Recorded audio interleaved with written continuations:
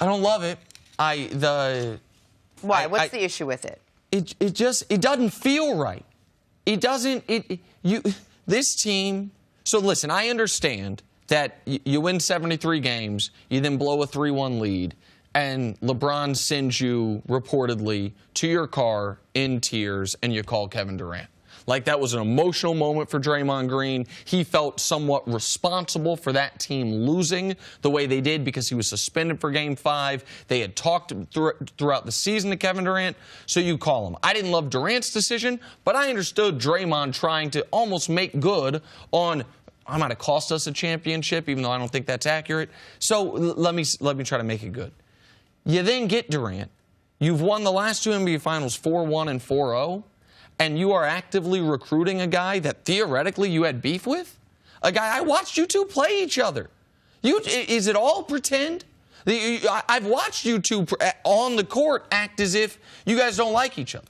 I've watched you two on the court, technical, referees separating you, warning they're going to throw you guys out.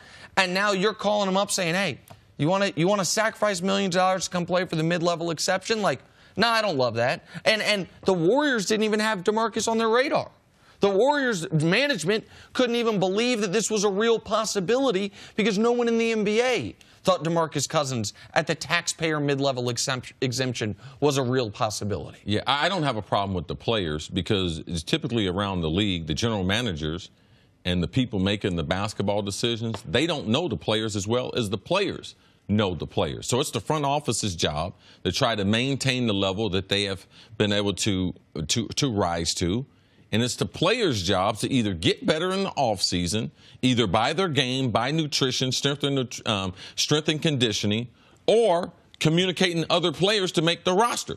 We knew they were going to make some roster changes. JaVale McGee was already going to be gone. Other players are going to be gone. So they had to get some players. So I don't have a problem with that. It's your responsibility. If you are one of the Golden State Warriors, not only how am I going to get better, how can I make this team better? So I don't have a problem with Draymond. Like, I know those NBA guys aren't tough. They talking about meet me outside. They don't mean that. They mean go out there for a cocktail or something. Like, they don't mean let's fight. So all that is just show. So I have no problem.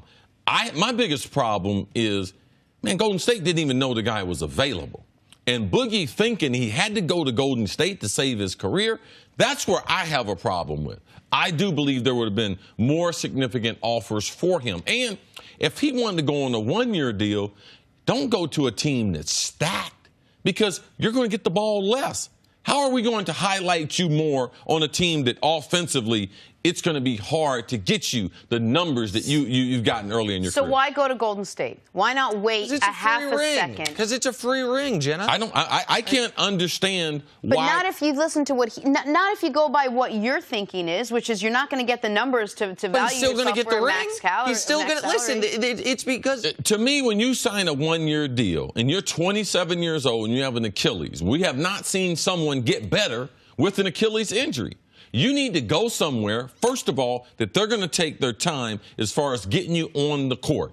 And whatever you're going to play, 40, 45, 50 games, in those games, you have to highlight not only what you do off the court because you have tremendous attitude problems. People question, can you be focused long enough? Are you a good leader? Are you a good influence on the team? And you need to show them on the basketball court that I can still play the same style. I'm still very, very athletic because I'm worried about Boogie with the Achilles injury. He is not a above-the-rim player. He is a technique, skill guy who also has a spot-up J. Can he do that with an Achilles? Listen, Dominique Wilkins, the only player to ever blow his Achilles and come back as good or better. He's the only one. So there's real concerns for Boogie. I understand that. And people might say, well, he had no other offers. That's just flatly not true. He didn't have any max offers. He didn't have any offers that that were immediately, oh, my God, I got to take them. Any long-term offers? Well, I think he probably did have some offers that were longer than he wanted, but they weren't at the salary commensurate with what he wanted. But New Orleans wanted to bring him back. Dallas was talking with him before they gave DeAndre Jordan that money. Washington was still interested in trying to execute a sign and trade. The idea that, oh, he had nowhere else he could go is flatly not accurate. When he says to Mark Spears, I had 0 offers, I believe what Boogie is saying is I had 0 max offers. I had 0 offers like I thought I was getting. And so the idea that nobody else made him an offer is silly. But the other thing is this, it's not wrong to want part of sports to be competitive. It is not wrong for me to look at Russell Westbrook saying, let's go at those guys, and admiring that. Or Giannis saying, I want to win a championship here. And it is not wrong for me to want some of the Warriors to say, we don't need him. We can beat him.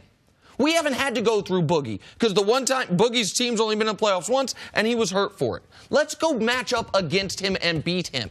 And again, for all my friends on NBA Twitter, to where evidently we're never allowed to criticize any move a player makes because we foolishly have to compare it to a regular job, even though it is a totally different dynamic than a regular job. I ask this question again. LeBron was a free agent 96 hours ago. He could have signed for the mid-level there. You cool with that? Are you okay with that? Because you're okay with Kevin Durant doing it. You're okay with the best center in basketball doing it. Like, where is the threshold? Where is the line of enough being enough in a league that an enormous amount of its popularity is the suspense of who is going to win? Is there any suspense in the NBA for the 2018 season, C? No. What day is it? It's July 3rd. July 3rd, and we're already talking about who could potentially win the 2020 title? There was no suspense last year either. There was No, Houston. Houston had Chris Paul doesn't get hurt. They're up. I mean, they're in July. Going into last season, we all thought the Warriors were most likely going to be exactly where they were at the end. We did all think that. However, what I would say is the Warriors stayed where they were, and Houston adds Chris Paul. Boston adds Kyrie. Like, there were other teams that got better. And you can say, well, it's not the Warriors' job. Okay.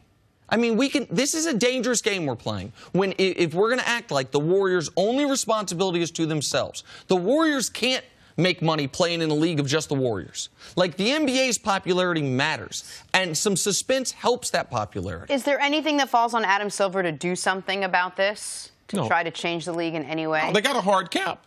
No, they don't have a hard cap. Well, I mean, yeah, there's nothing he can do.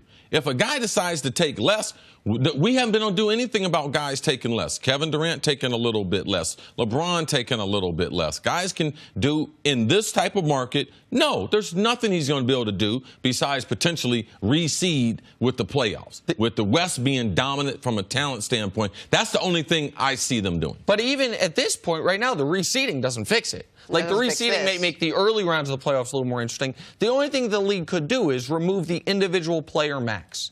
If all of a sudden, instead of having max contracts, someone could offer Kevin Durant $55 million a year and then you wouldn't have super teams anymore. But the NBA has always had, to a degree, some level of super team. 2 superstars on a team, 3 superstars on a team. We've never had a team where the second greatest shooter ever is the 5th most accomplished player on the team. And that's what you have in Golden State now. Thanks for watching. Subscribe here to get the latest from the show. Also, be sure to check out more of the best clips from First Things First, or go watch a few segments from our other shows on FS1.